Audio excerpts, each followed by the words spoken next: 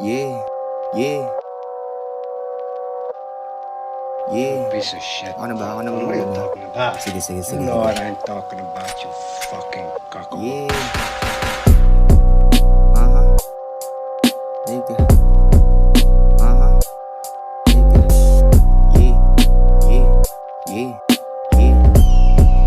Yo, TK made that shit. Lagi naka-undeload sa amin guns. Kita mo pag-execute kada move, sunod-sunod yung 23 na bala tumatama. Kita mo yung mga balak pakatapos kumalasahan o benta bounce sa poste, nakadoble patong-patong yung problema pagkakuha ko ng pera. Kasama yung mga tropa laging on the spot, yung tira pinanis. Kahit madami nakapaligid na mga apps para lang sa akin na makapop na yung mga tira na mga pangwak.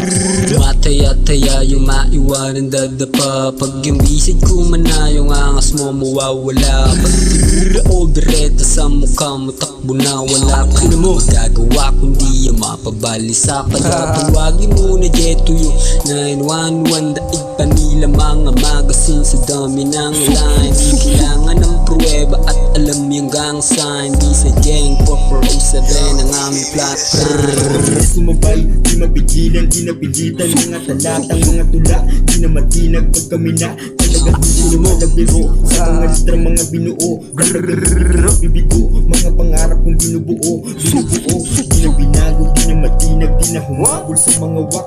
Patuloy sa mga ginagawa, mga panibukan na papanganga. Natutulala, naaanin na, napapraning na, nababaliw na, nasasabit na, nahihibang na sa bawat isla, mga talata. 407 in this beat, lamok na maginaw. Kapag si Jazz na narinig tong mga heras ay tunaw. Kung mga walang bitaw, parang yosin na singaw. Huwag ka nang kumulit kapag pilit yung angas ay hilaw. Tong mga keng boy sa net, boy, puro lang pa-big boy. Puro kabadingan tong mga shit na pa-fame boy. Big boy na kami, humasil na yung stana. Di nyo kami maaro kasi edad nyo matanda na. Ang inaganto lang mambalagbag, kalmado ba na yad tamo na wasak. Tong mga haters na kulang yung swag, matik na baon mga rapper na wak, bitch.